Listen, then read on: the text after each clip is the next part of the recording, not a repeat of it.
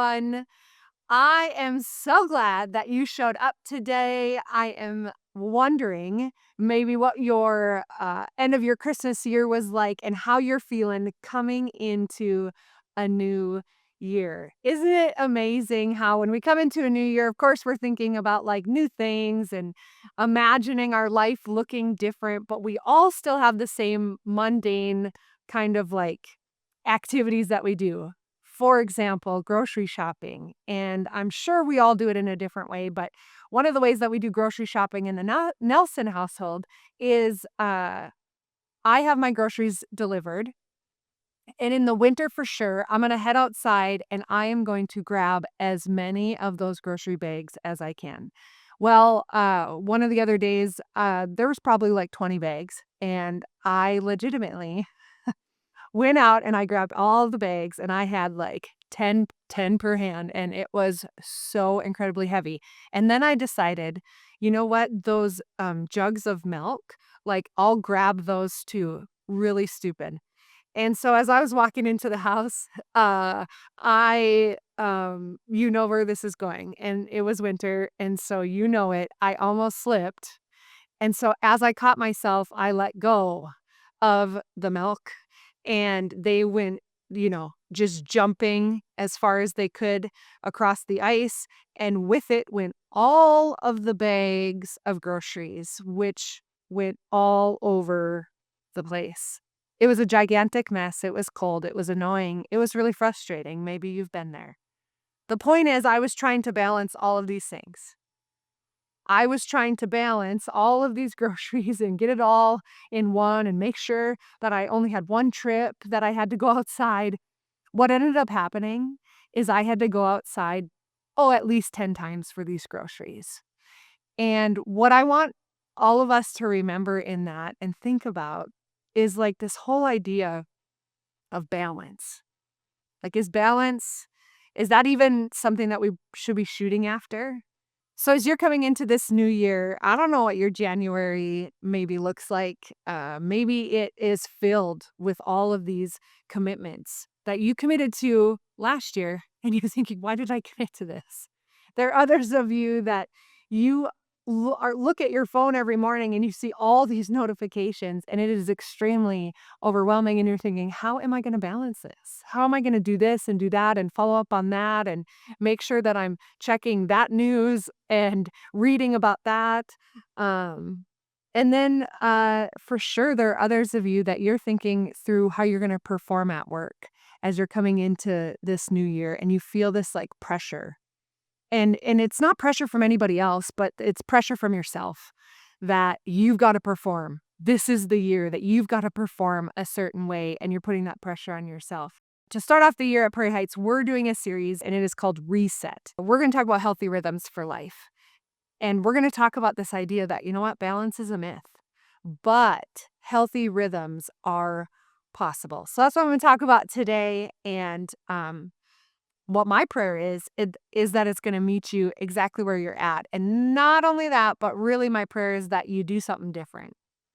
That you and I, because of what God modeled for us and how he made us for life of rhythms, that it changes us and actually changes the way our 2026 is going to be. So let's talk about balance for a little bit. Here's what balance assumes. A balance assumes that everything weighs the same, right? It's like those groceries that I had. I was trying to figure out which groceries were the boxes of cereal, and I would put the box of cereal and then the crackers, and I would balance it out with the heavier groceries so that what I had on each of my arms was balanced. Balance assumes that everything weighs the same. In our life, though, does anything ever truly weigh the same? It doesn't. Like, it rarely does. Life rarely works that way. Emergencies happen, crises happen, deadlines appear. If you've got kids, they don't always do what you want them to do when you want them to do it. And there's a lot of things that are outside your control. The more people you have in your home and in your family, Work and life and family can't always get equal time. We say balance. Like, I'm going to spend this much time at work and I'm going to spend this much time with my family. It doesn't always work that way in equal, but how can you create some healthy rhythms to have a better year this year? This is a challenge that we've had in our home um, many years ago, and we made a shift probably about 4 years ago where we started making some different choices. And I'm going to tell you more about that in a little bit. So here's the thing, we don't need balance, we need better rhythms.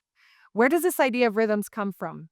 All the way in the beginning of creation. And if you go to Genesis chapter 1 and you read about how God created, how he created everything, you're going to see and you're going to read on how there were rhythms for everything. And that's how he started, and that's how he made all of us. So God built human life around rhythms. What do I mean by that? I mean, he built this idea of work and then rest. Work and then rest. If you go to Genesis, actually chapter 2, and you go to verse 2, it says this: by the seventh day, God had finished the work he had been doing. So he created all the things. And on the seventh day, God had finished the work he had been doing. So on the seventh day, he rested from all his work. Then God blessed the seventh day and made it holy, because on it he rested from all the work of creating that he had done. So work and rest. That's a healthy rhythm. What's another healthy rhythm? God created morning and evening, that we had daylight, and then we had nighttime. So we have time where we're awake and time where we're resting. That's a rhythm. 6 days of production and 1 day of delight. It's the same idea of resting. When Jesus came to be with us on earth, he also modeled for us Sabbath. He would do his work of ministry, but then he would go away from the crowds. You can read it over and over again. There was this pattern, there was this rhythm of rest. And so as we take that as kind of a foundation of like, this is how God made us. This is how God started creation in this idea of healthy rhythms, not of balance. Here's what healthy rhythms can look like in all of our lives. It can look like white space on your calendar. What do I mean by white space? It means like, don't have all these meetings back to back to back to back to back. Put some spots in there where you can put white space in your calendar. It means actually resting on your day off. Like, enjoy your days off. Enjoy it with people that you love. Enjoy it by doing things that fill you up. It means saying no without guilt. It means being really present with the people that you love. And here's one thing that healthy rhythms really looks like that is super hard to live out: knowing your limits. Knowing your limits. How often do you find yourself overworked, burnt out, frustrated, stressed because you said yes to too many things? The one thing you cannot add more of in your life is time. You cannot add more time into your life. So what you choose to do with your time really, really matters. And as we're talking about this idea of like balance versus healthy rhythms, balance would mean everything in your life and everything in your time would be equal. And it's not. But you get to decide who are the people and what are the things that are most important, and how do you create some healthy rhythms so they get a lot of your time. And how I started that was on limits. And I know I'm not alone. This is something that God has worked on with me for a long time, on knowing my limits. There's only so much that I can commit to and do well. How about you? As you head into this new year, there's a lot of you that are parents. There's a lot of you who you think about like how you've structured. I'm causing you to maybe think about like how you've structured your week and your time with your family. There's a study done in the University of Michigan, and scientists proved this. Fascinating. One family ritual on Fridays lowers the risk of anxiety disorders in teenagers by 40%, and the effects last for years. I'm going to say that one more time.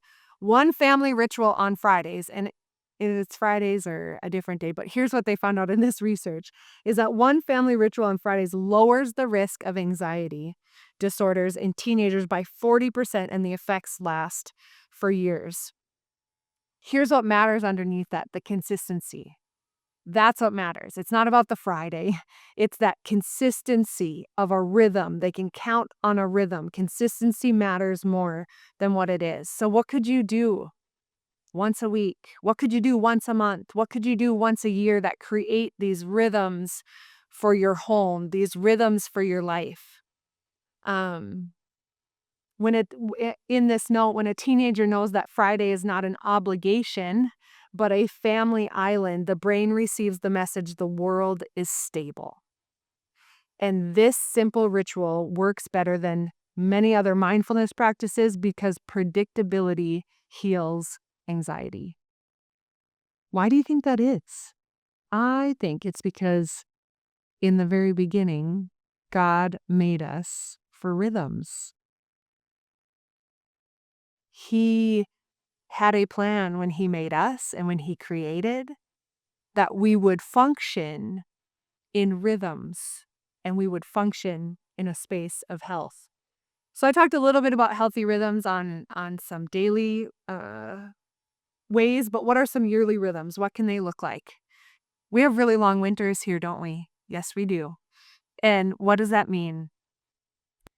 You can create some really great rhythms that align with winters.